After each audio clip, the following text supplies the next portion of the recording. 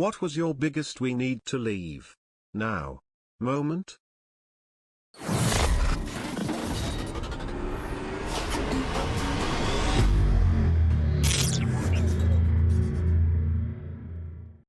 When I was about 16, I went to visit my grandmother at her place. The smell of natural gas was intense, even though Nana didn't seem to notice it much. She was groggy, sort of half asleep, not her usual responsive self. So I made her get out of the house at once and opened the windows and doors. I called Dad and he reported it to the gas company, who sent inspectors right away. They shut off the gas valve in the street immediately and sent a repair crew to fix a leaking joint in the gas supply pipe. The inspector said that if I hadn't acted then and there, the probability was great that there would soon have been an explosion. Fantastic job. And thankfully you all got out fine. Just some advice: please check with your gas company or your local fire station on what their suggested actions are if you suspect a gas leak. I'm only sharing my old fire company's advice and your local station may have differing advice. We advised to not open doors or windows. To immediately vacate the building and call emergency services once safely outside. The reasoning for this is gases have an upper and lower explosive limit in which they may combust. Meaning if the air-to-gas ratio falls above or below those limits, they will not combust. Opening the windows and doors may introduce oxygen needed to fall inside those limits. Plus spending extra time running around opening windows and doors keeps you in a very dangerous situation for much longer than you need to be. Without a meter, you do not know what the gas-to-air ratio is and if some automated electrical system like the compressor on the fridge or a light switch will provide the spark to detonate the mixture. Again, this was only my department's SOP, but we preferred everyone to vacate immediately and let us make entry. In fact, the circumstances are so volatile and unknown during those calls, our procedure was to kit fully up with our breathing systems on outside. Stand outside the closed front door, and take a reading. Depending on the reading, we'd open the door and take another reading. Depending on that reading, then we'd make entry. Depending on the reading, leave the door open or closed behind us, take another reading in the first room and then determine if conditions favored a room-by-room search for the leak, or if they were too dangerous we'd evacuate and attempt to vent the house from the outside. Again though, thank goodness you recognized the situation and saved your grandmother. I've wrote about this before. I was in a mall in Indonesia and two tourists seemed to be having problems communicating with the cashier at a bookstore, so I helped translate. They wanted to buy me drinks to thank me. Told them it's not necessary and I have to get back to my mom soon. They told me to meet them for dinner. Told them I have to have dinner at home. They told me to sneak out and meet them after dinner. At this point, a bookstore staff noticed something was wrong and went up to question them. My sister and I dashed off while they were distracted. Continued wandering around the mall and realized they were following us. To see if we were just paranoid, we ducked into a lingerie store since we figured two men won't usually need to go lingerie shopping together. They followed us in. Ran so quickly back to the jewelry store our mom was at. The store had intimidating security guards and I guess that stopped those guys. I was 11, my sister was 10. Probably 2 months after my wedding, I invited my then best friend, maid of honor, to a party my husband and I were going to. She agreed. Sometime into it, I'm drunk and in the pool and my husband swims out to me to tell me she just asked him to sleep with her. I have never sobered up or left somewhere so fast. Wasn't married, so not as serious, but had a similar thing with a friend. He had been going on and on about this girl he was into and making progress with. We're all at a party and he introduces us, we chat, and he walks off after a bit. She says she thinks I'm cute and is down to fuck. I'm like, who, and tell her she's hooking up with my best friend. She says, well, if I wasn't hooking up with him and said I wanted to fuck, what would you say? Found my friend and told him what happened. They dated for 5 years after that, which was weird AF. Surprise surprise, she wound up cheating on him with several of our close friends.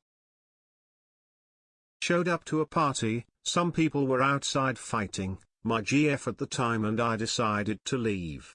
Not long after that, some guys that were a part of the first fight came back with more and a shooting occurred. Were we at the same party?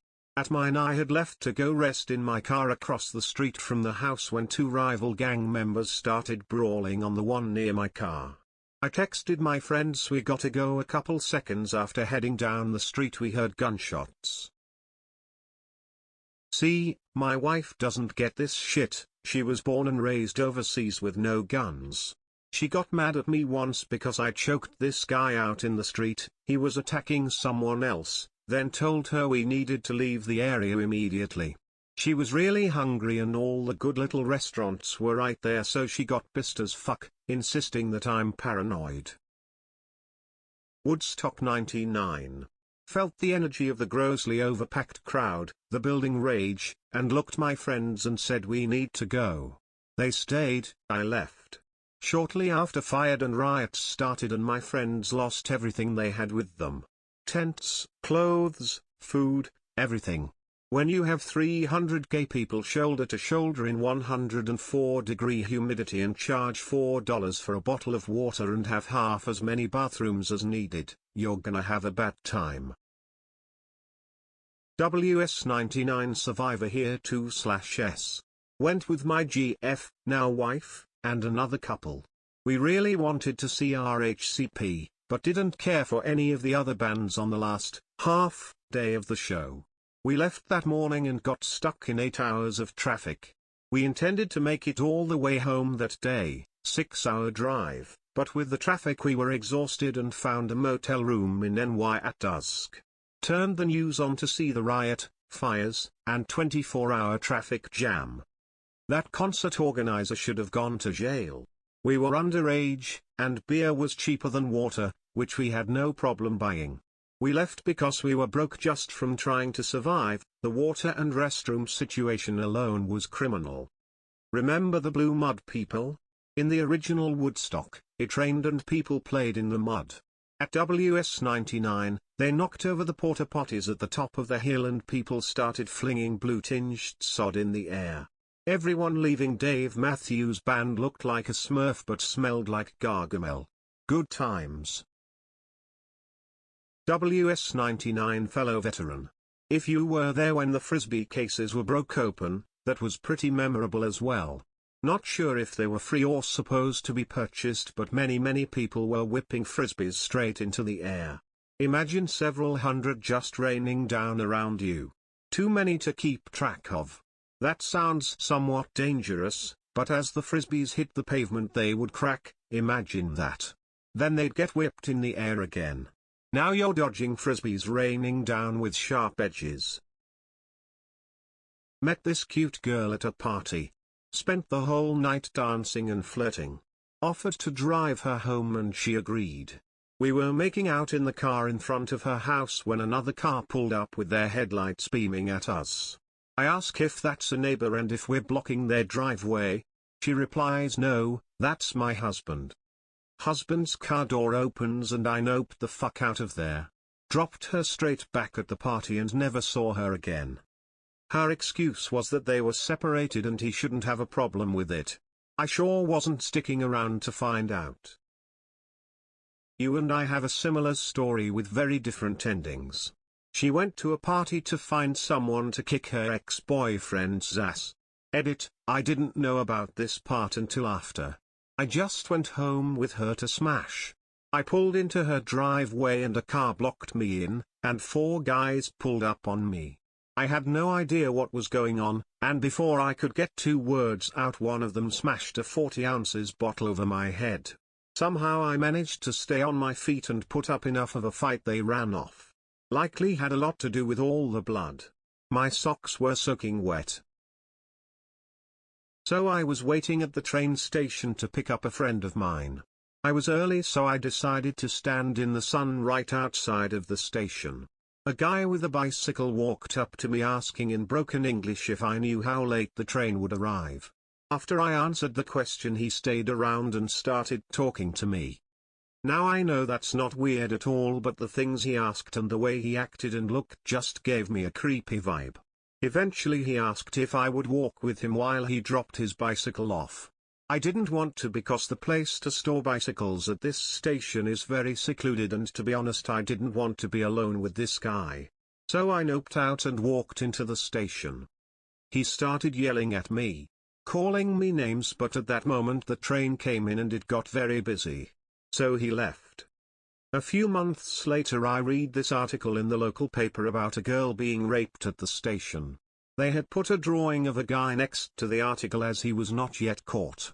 It was the same guy. To this day I am very happy I didn't go with him. I was walking along the sidewalk one day and a guy with a windowless van pulled up beside me and said he would give me a bottle of water if I got in his van. It was summer and rather hot. Nope, level 1.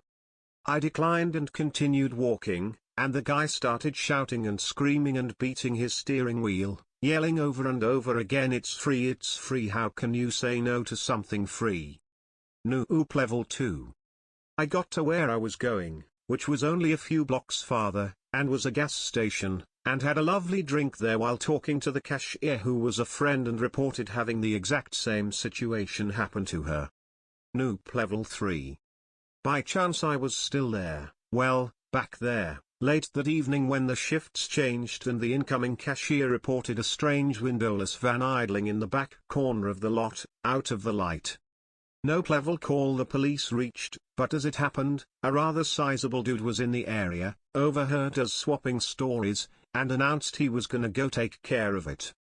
I'd what happened, but none of the three of us ever saw the van, the driver, or the big guy ever again. If you like the content, please consider subscribing, and don't forget to hit the like button.